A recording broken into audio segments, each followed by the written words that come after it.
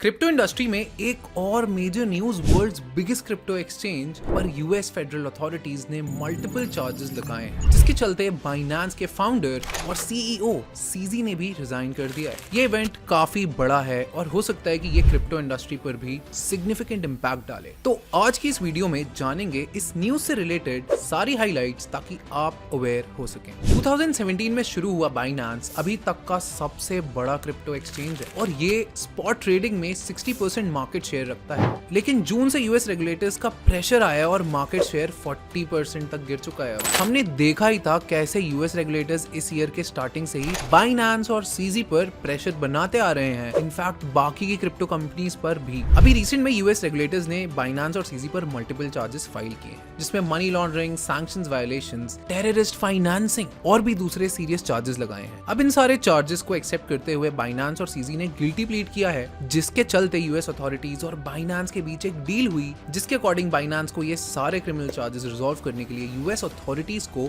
$4.3 billion as a penalty पे करनी होगी। इन्वेस्टिगेशन के मुताबिक बाइनेंस को ब्लेम किया गया है कि उन्होंने प्लेटफॉर्म पर बैड एक्टर्स को अलाउ किया, यानी कि उनके प्लेटफॉर्म पर इलीगल ट्रेडिंग चल रही थी, जिसमें involve transactions child abuse, narcotics और टेररिस्ट फाइनेंसिंग के साथ जुड़े थे। और बड़ी बात यह है कि बाइनेंस के पास इन्हें रोकने के लिए सही प्रोटोकॉल्स भी नहीं थे।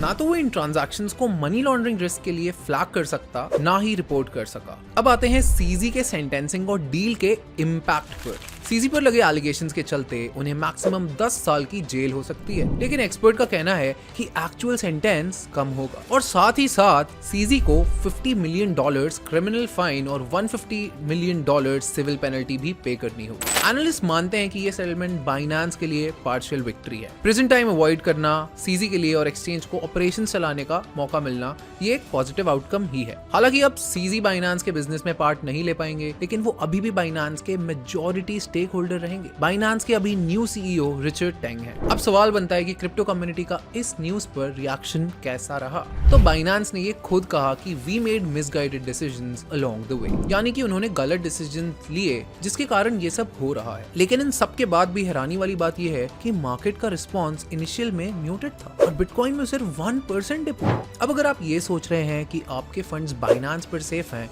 या नहीं, तो अभी अपडेट ये है कि बाइनेंस पर रखे कस्टमर्स के फंड्स को इन सब से कोई दिक्कत नहीं होगी। हालांकि बीएनबी की प्राइस नीचे गिरती दिख रही है। ब्लॉकचेन एनालिस्ट फर्म नानसेन के डेटा के अकॉर्डिंग सीजी के रिजाइन करने के बाद बाइनेंस से मोर देन $1 बिलियन के आउटफ्लोज हुए हैं और इसमें बिटकॉइन इंक्लूडेड नहीं है। तो अब सवाल ये है कि बाइनेंस का आगे क्या होगा और ये क्रिप्टो इंडस्ट्री को कैसे इम्पैक्ट करेगा। एनालिस्ट का कहना है कि क्रिप्टो इंडस्ट्री को अब फाउंडर्स को आइडियलाइज करना बंद करना होगा। ये डील बाइनेंस को सिस्टेमिकली इंपॉर्टेंट इंस्टीट्यूशन बना देती है, क्योंकि बाइनेंस को टू बिग टू फेल माना जाता था। इससे पता चलता है कि हमारे लिए बिटकॉइन मैटर करना चाहिए, ना कि एक्सचेंजेस। और लास्ट में, जब तक आपके टोकन्स या क्रिप्टो आपके वॉलेट में नहीं है, तब तक वो सेफ तो नहीं है। तो दोस्तों, ये था बाइनेंस के सीईओ सीजी के रेजिग्नेशन और $4.3 बिलियन का कंप्लीट ओवरव्यू। क्रिप्टो इंडस्ट्री का फ्यूचर कैसे शेप करेगा, ये हम देखते रहेंगे। Stay tuned for more updates. अगर आपको ये वीडियो पसंद आया तो लाइक करें, शेयर करें और चैनल को सब्सक्राइब जरूर करें।